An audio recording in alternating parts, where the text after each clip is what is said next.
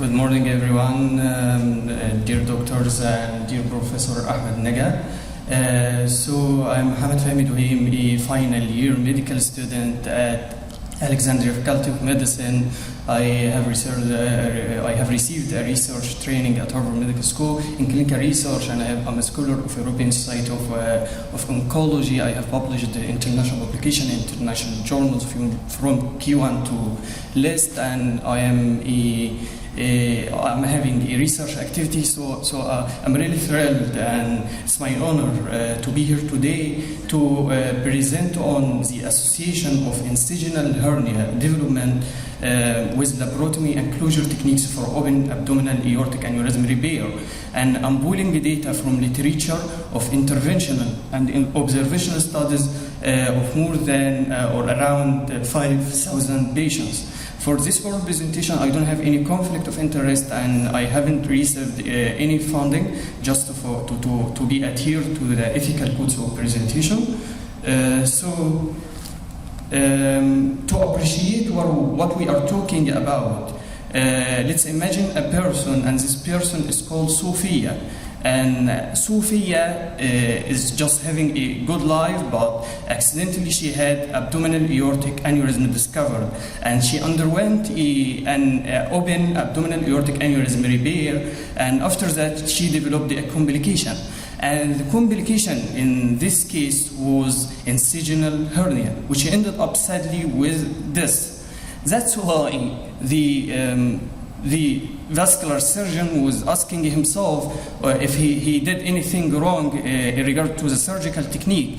And going through the literature, we found that the rate of this kind of complication is up to 37% in some analysis. And this is quite not uncommon. You know that incisional hernia may lead to a reduced quality of life, chronic pain, or may end up to death, like in Sophia imagination, that personality you just imagined. And many risk factors are playing a role for, let's say, obesity and smoking status, but we should consider the opening and closure technique among this factor. So what is the problem? The problem is that when you are looking into the literature, you will find a lot of debate whether to mesh or not to mesh. What kind of incision is better, vertical or horizontal incision? What is the right suture to wound length ratio to be considered? So I was thinking to make a concrete evidence through the powerful design of meta-analysis, pulling the data about this comparisons. And I have searched the literature through Midline via PubMed and Google Scholar and Web of Science Scopus, the last two through the Egyptian Knowledge Bank Access. And I go through the steps of systematic review and meta-analysis, starting from title and abstract screening, full text screening, and data extraction of mean variables, and finally meta-analysis through Raven, by Cochrane collaborations, that kind of software. And so what I have found 15 studies reporting some of those comparisons, but not all comparisons. And in those studies, I even find that the recognition of incisional hernia could be either by clinical examination or chart review in 10 studies, and hernia repair in other 5 studies. And 2 of those studies didn't mention that configuration or recognition method, but 2 other studies just reported the both methods of recognition.